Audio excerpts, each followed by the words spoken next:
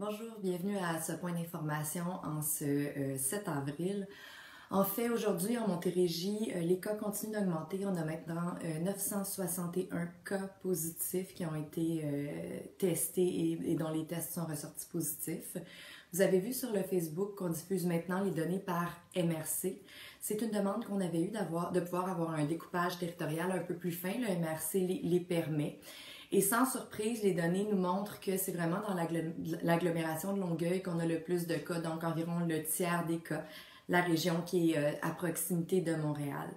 Encore une fois, j'ai beaucoup de demandes pour des données par ville. Quand on regarde la proportion de municipalités en Montérégie où on pourrait les donner, c'est environ le quart. Donc en ce moment,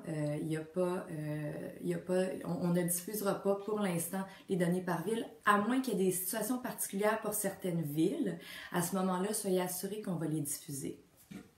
Il faut faire attention, c'est pas parce qu'on a l'impression, encore une fois, je le répète, que dans les chiffres officiels, il y a peu de circulation dans certaines villes que c'est le cas. Je rappelle qu'on est en transmission communautaire soutenue, qu'il y a probablement plusieurs personnes qui ont le virus et qui ne le savent pas, donc il faut se comporter partout comme s'il y avait des gens infectés dans votre ville.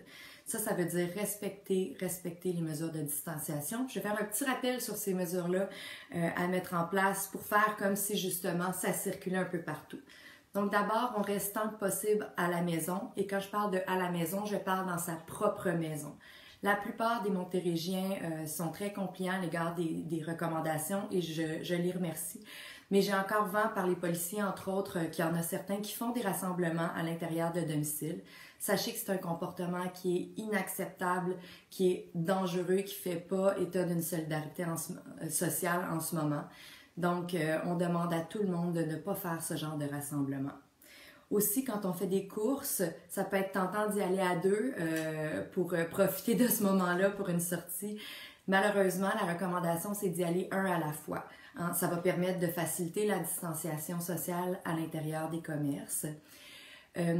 On sait très bien que rester enfermé tout le temps, c'est difficile et qu'on a besoin de prendre l'air. Et justement, à moins d'avoir des symptômes ou d'avoir fait l'objet d'une prescription de santé publique de rester à l'intérieur, c'est correct d'aller prendre une marche autour de chez soi pour prendre l'air. Par contre, il ne faut pas profiter de ces occasions-là pour justement faire des rassemblements sociaux. C'est pas le temps de prendre des marches entre amis, même si on essaie de respecter le 2 mètres ou de faire des pique-niques entre amis, même si on essaie encore une fois de respecter les règles de distanciation, c'est très difficile de les respecter et c'est très difficile pour les autres à ce moment-là dans les milieux publics.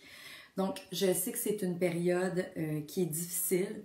Les rassemblements, les contacts sont importants, entre autres avec nos proches qui sont âgés.